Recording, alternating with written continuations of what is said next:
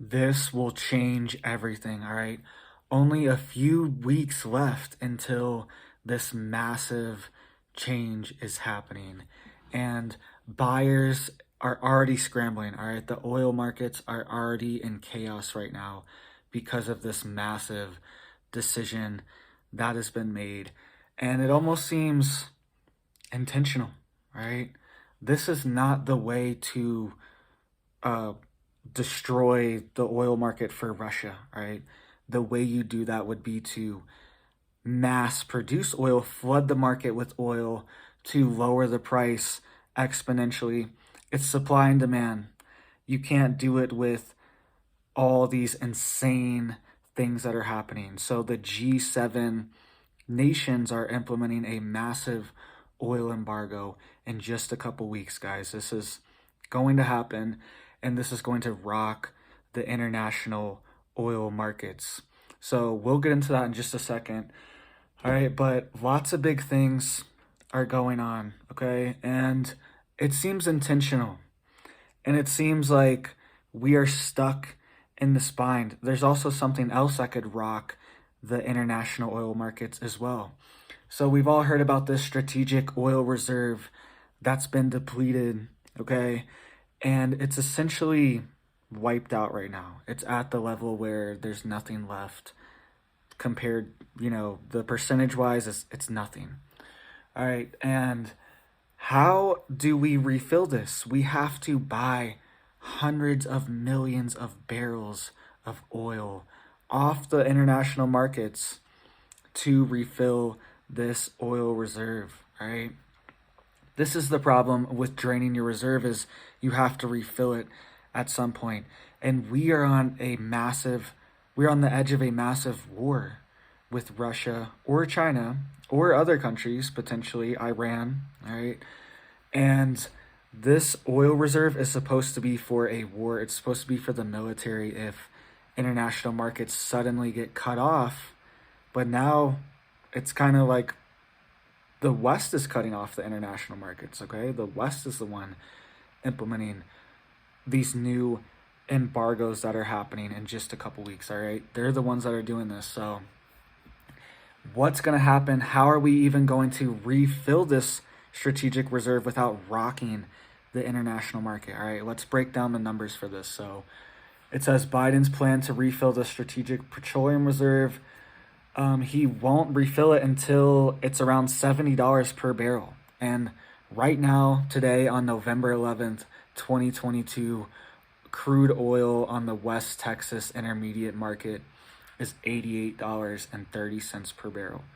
So it's still a long ways off. It's closer to 90 than 70.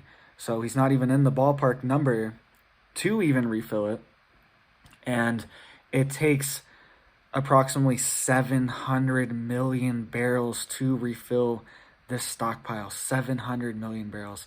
This is a massive drain on the international oil markets if we decide to refill this. And we need to refill it. It's like we have to refill it, but then when you refill it, it's going to jack up gas prices way higher, okay? And it says the American Strategic Petroleum Reserve is a collection of underground salt caverns in Texas and Louisiana that can hold more than 700 million barrels of oil, all right? 700 million. This is massive. And it says in the U.S., in 2022, we consumed an average of about 19.89 million barrels per day. So that's 35 full days of petroleum use, 700 million barrels, 35 full days, all right? 35 times 19.8, it's around 700, all right? 35 full days of use that needs to be taken out of the international market to replenish these reserves. This is also why the reserves have not been stockpiled, because the key was to lower the price of oil over the past 6 months, draining our oil reserves, and these were put on international markets, and a massive amount of the oil was bought by China, right? Was bought by adversary countries to the United States. So it's not even like this oil was just like given to gas companies in the US or just put on the US markets or something to lower the US prices. No, this was put on international markets and anyone could buy it. And lots of it was bought by Chinese dealers. All right. So this, and we did this for 6 months. And now we need to refill 700 million barrels. And it's going to, like, think of how much that's going to take out of the international markets. You know what I mean? Just to buy that. So, and it's not even close. It's at 88, and he doesn't want to buy it till they were saying at 72. All right. So, big problems coming. And this is just also why Biden's in a bind and he can't even refill the reserves. All right. So, let's get in. And that's just one thing. Also, these restrictions, all this other stuff is going to make it way worse. All right. So we'll get into that in 1 second, but it says, so much for coal's rebound. Plant closures come roaring back. All right. And I have this massive list of hundreds of coal plants that are being shut down. And he even said recently, all right, this is just fact, that he's going to shut them all down. He's going to shut down the coal plants. All right. He was in California at a rally last week and said, we're going to shut them all down. All right. So coal fire roared back to life in 2021, showing it will be a part of our energy mix for years to come, or at least that's what proponents thought. All right. It says, even though the Ukraine invasion has given coal executives a opportunity to use the war as a self-promotion, 2021's rebound was just a fleeting experience for coal's continuing crash. All right. Plant closures are once again accelerating across the United States. So they had a slight bump in 2021, but that's over. The decline is back on, and this has been happening for the last decade. And I will show you this list. It takes a minute to get through, but I will show you this list of hundreds of coal plants that have been shut down and are being shut down over the next decade. All right. So it says U.S. coal power peaked in 2011 at more than 317 gigawatts, but steadily declined nearly 30% ever since hitting a record high of 19 gigawatts closed in 2015 and ended at 13.1 gigawatts in 2020. And it says coal's share of U.S. electricity generation has plummeted from 50% a decade ago to less than 20% today. Right? So coal plants are being shut down. This is affecting people's jobs, people's livelihoods. It says Duke Energy, the country's second largest utility in Florida. And I'm sure if you have Duke Energy, I'm sure you have some kind of story from Duke Energy. I've had Duke Energy in Florida, and there was always issues. My bill was always extremely high, unexplained, even before the past few years, all right? Even in like 2018, 2019, 2017, I would still get unexpectedly high power bills from them, like just very suddenly. It's like 1 month would be fine, and then the next month would be $300 just out of nowhere. And it's not like I was running the AC or anything. Just a lot of stuff. I'm sure you have a story from Duke Energy, I'm saying, if you have had them. But it says the country's second largest utility recently announced it will close its 11 coal-fired power plants by 2035, 13 years earlier than previously expected.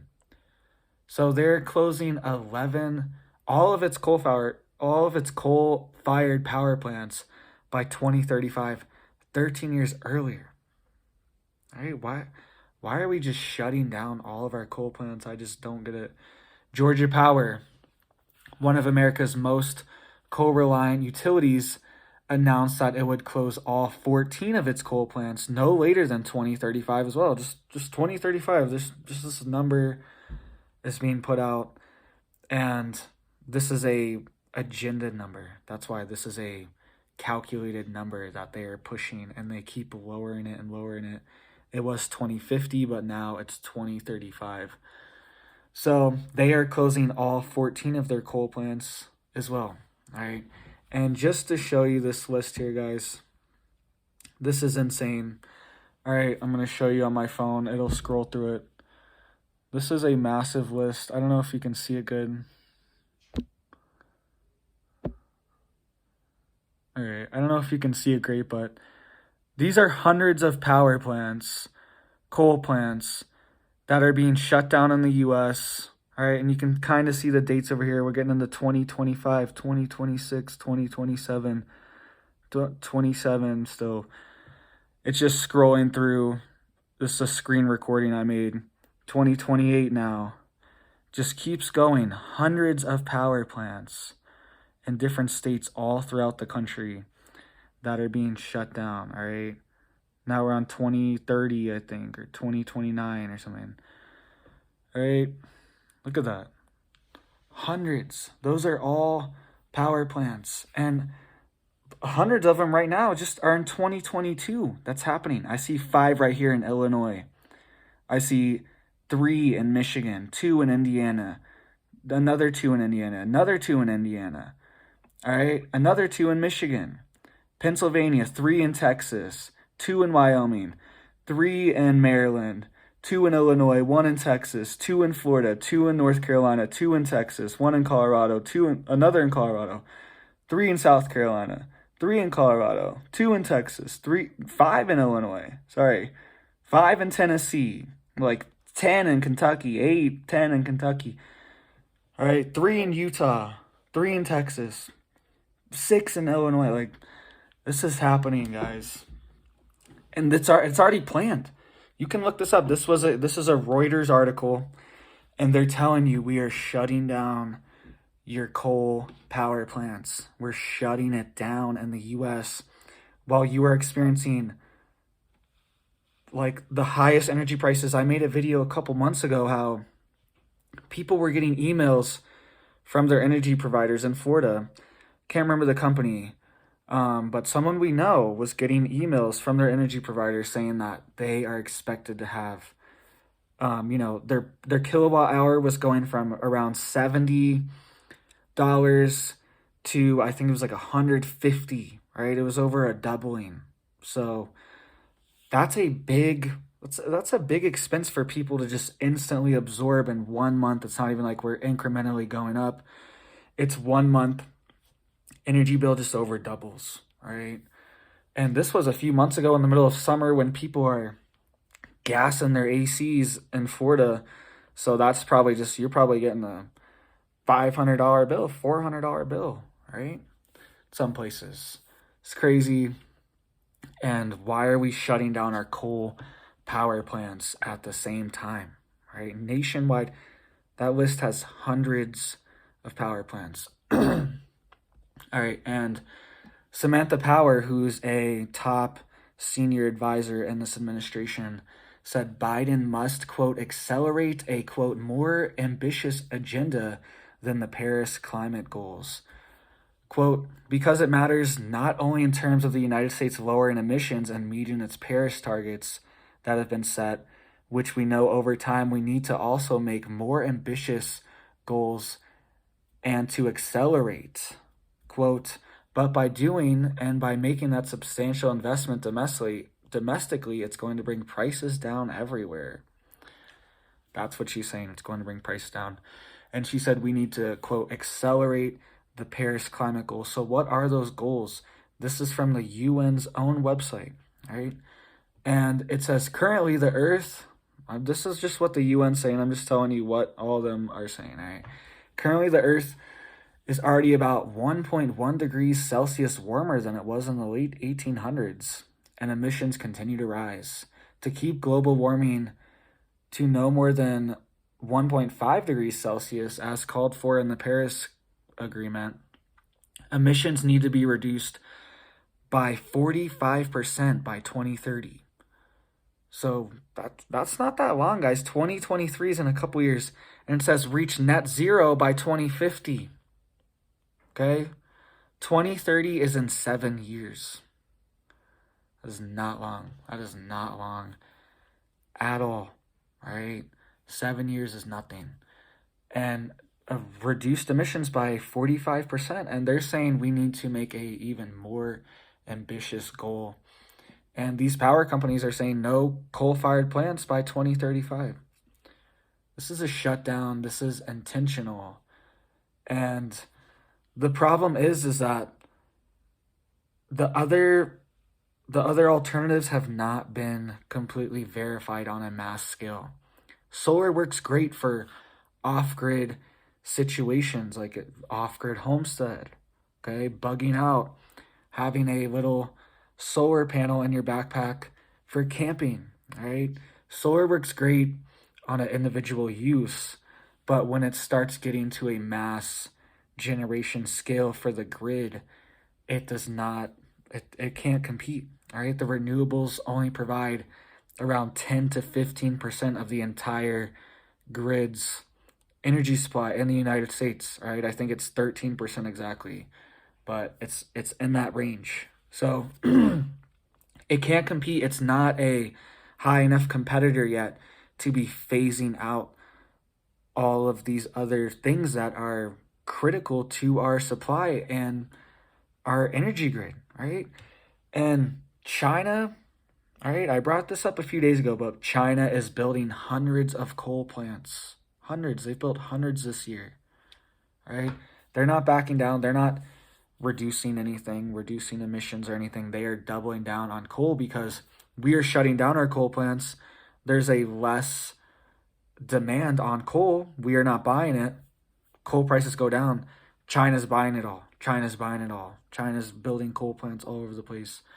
And they know it's a resource that they could rapidly accumulate if they need to. They could rapidly mine coal and have massive energy reserves if something happens. All right, that's the benefit of petroleum products. They don't have to build all this other infrastructure, build, millions of solar panels or wind turbines or whatever, all these other things that honestly can't really compete when it comes to energy output as well, right?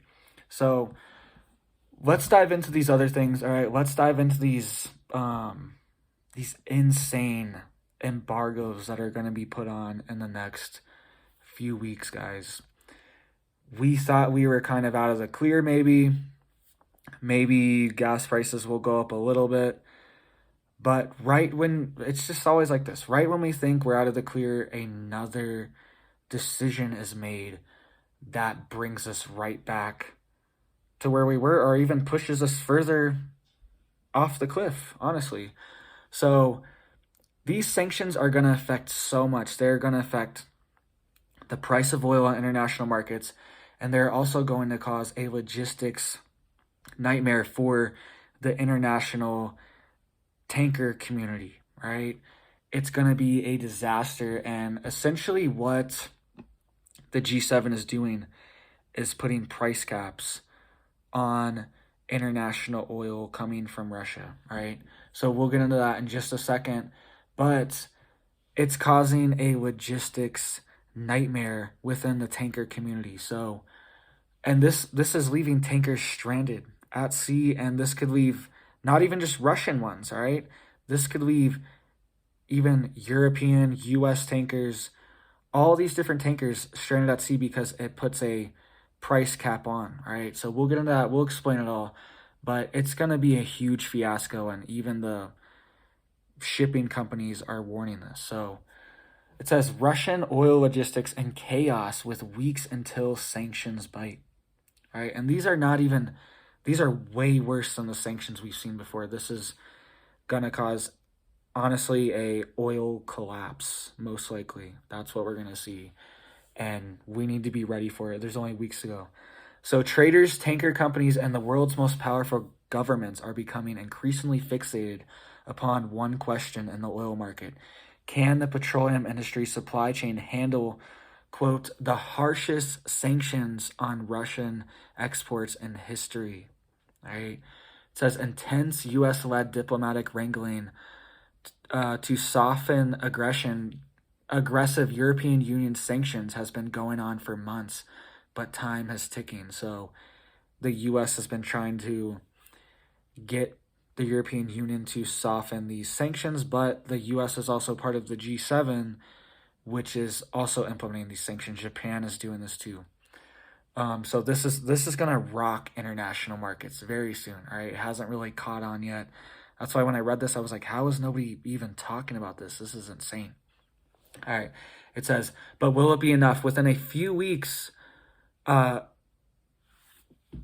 a few weeks until the bloc's measures enter into force on December 5th, little clarity exists on whether these steps will really suffice to help the world's third biggest oil producer to get much of its output to buyers to fend off a supply shock. Third biggest oil producer is Russia.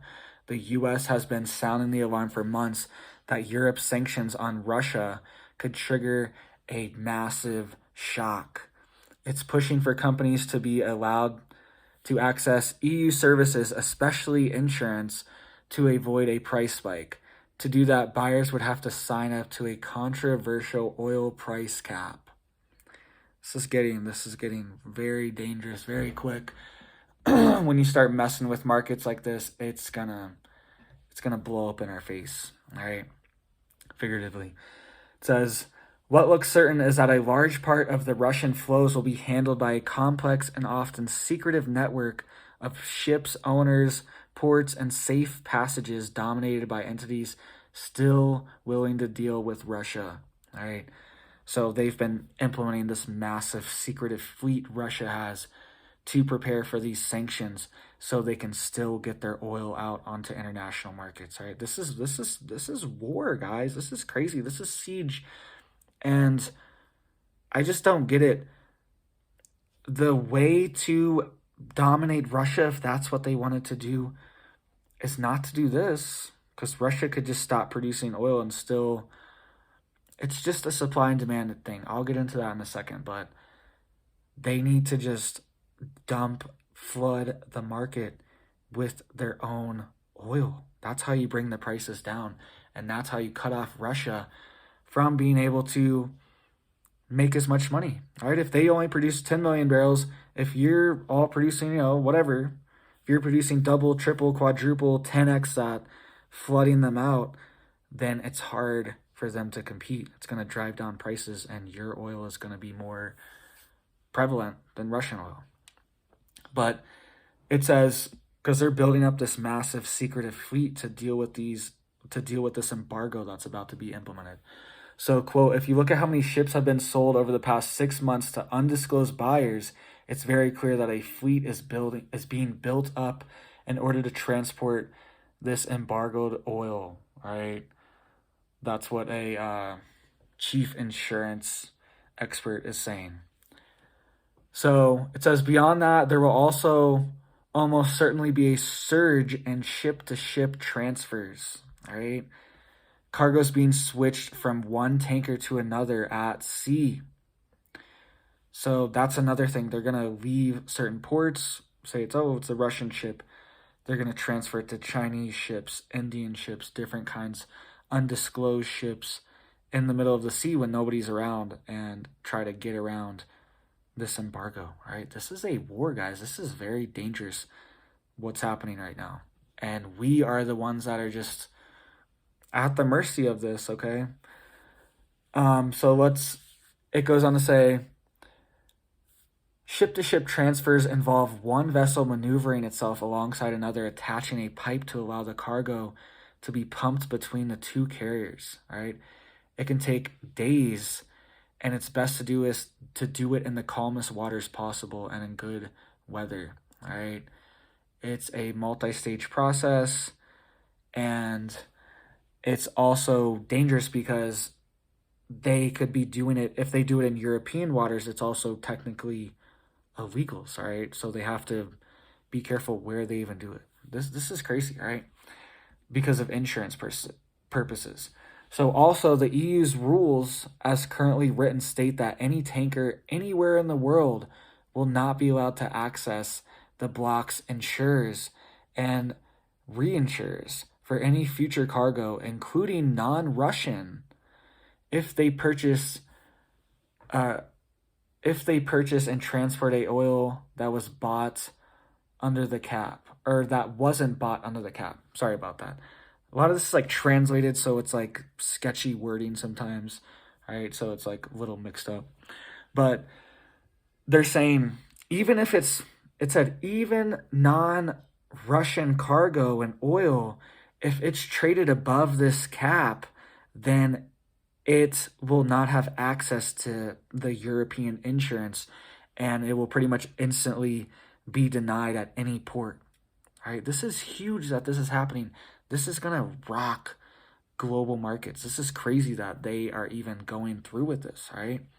And it says, Europe is a center for insurance and reinsurance, and without it, owners risk being undercovered against risk, including oil spills.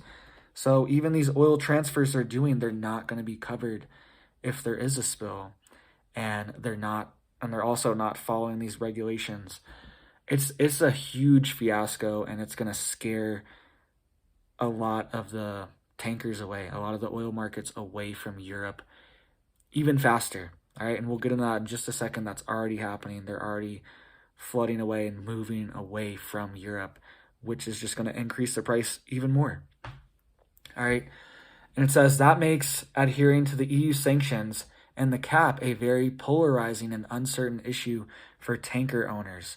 The EU's implementation of the cap has yet to be formalized and also depends on other G7 nations taking similar actions. All right, so they have a couple more weeks, and they haven't even implemented the rules officially, but they're saying it's going to be implemented on December 5th. So these tanker companies are scrambling, all right? They don't know what to do. They can't figure out what oil to buy. They don't want to be stuck with the bag if they have oil in transport, in the middle of transport, and then this embargo is implemented. There could be massive amounts of ships just that can't go anywhere. They can't sell oil at the EU or the US, any of these G7 nations, Japan, any of these nations that are a part of it. They can't sell oil there because 2 weeks ago they bought the oil is $88 a barrel right now, right? They are saying they want to implement this cap around $50 to $60 a barrel, right? So if they bought this oil at $88 a barrel today, and it takes them 3 weeks to get somewhere or whatever, by the time they get there and this embargo is implemented, they could say, oh, you bought that oil at $88 a barrel. We can't have that. It doesn't fit in our price cap. And we could see all this oil, all these tankers just sitting outside of ports waiting to give us oil while prices are skyrocketing, right? They think this price cap's going to work, but we're going to get into this. Russia is severely limiting output already in response to this, right? So big things happening, right? It says, and this is exactly what I was saying, is that oil executives warn G7 price caps could lead to stranded tankers. All right, so oil cargo could soon be stranded at sea if G7 leaders fail to get insurers details regarding the upcoming but undefined price cap mechanism on Russian crude oil, senior industry executives told Reuters.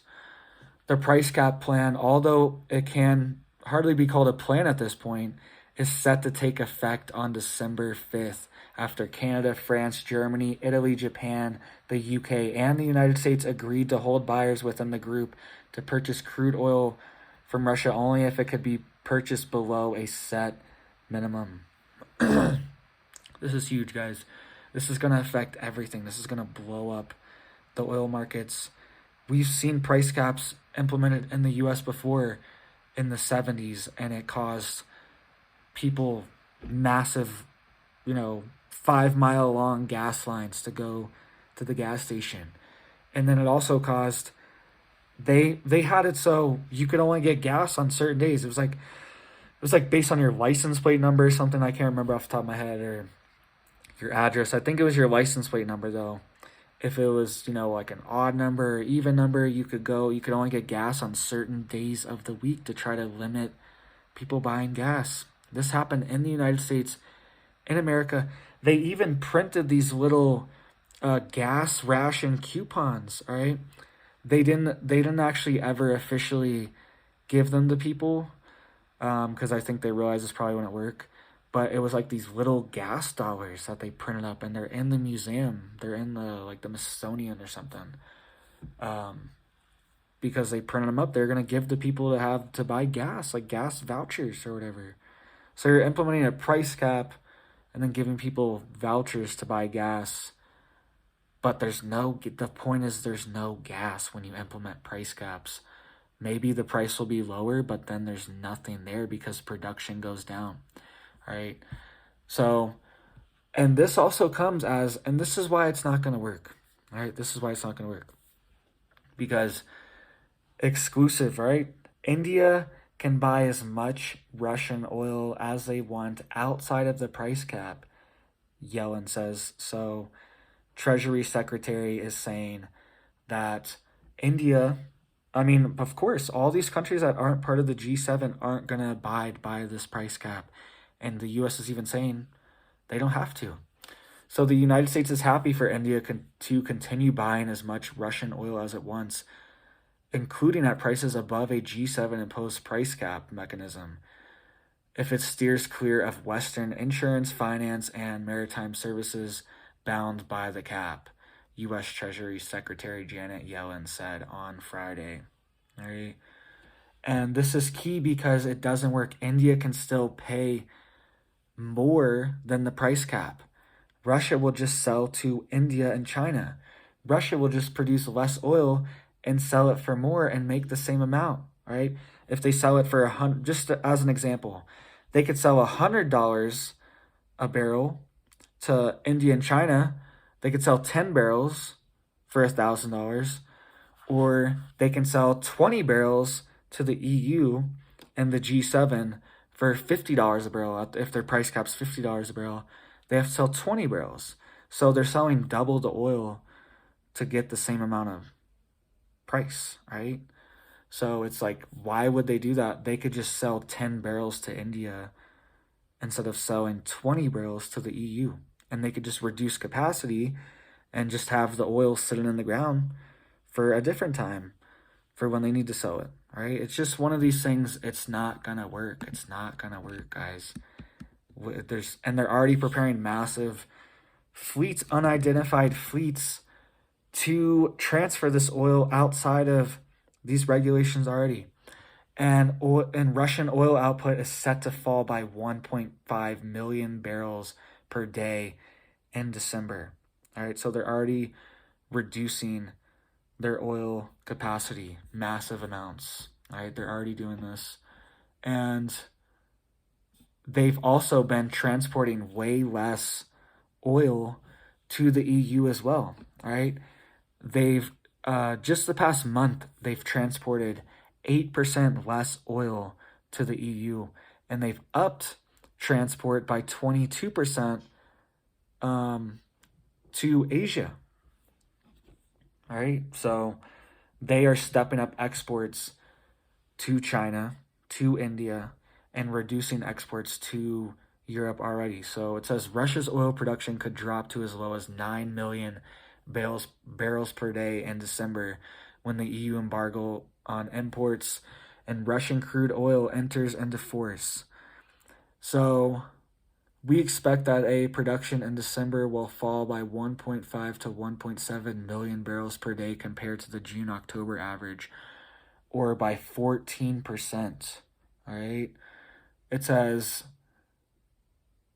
the expected sharp drop will lead to a spike in international oil prices. So this also comes as the U.S. is no longer putting strategic oil reserves on the international markets as well to bring down prices as well. An extra, whatever it was, few million barrels a day on the international markets. All right. So, and their production has already been down.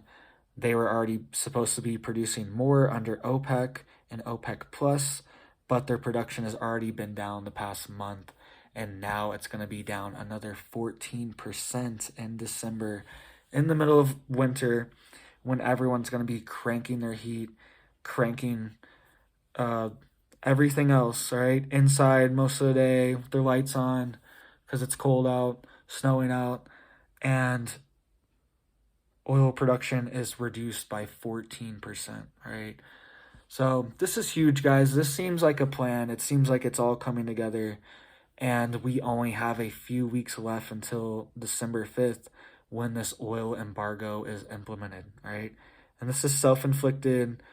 We can't say that Russia did this. This is the G7 doing this to itself, saying we are not going to produce more oil. We are going to cut back.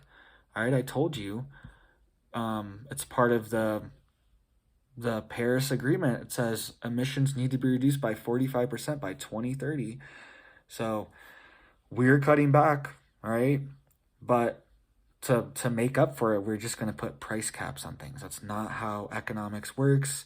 We need to produce more oil. The US is the biggest oil producer in the entire world. This is insane. All right, so thank you guys for watching. Get prepared, all right? Stock up on gas if you have some. All right, in France, this is happening right now.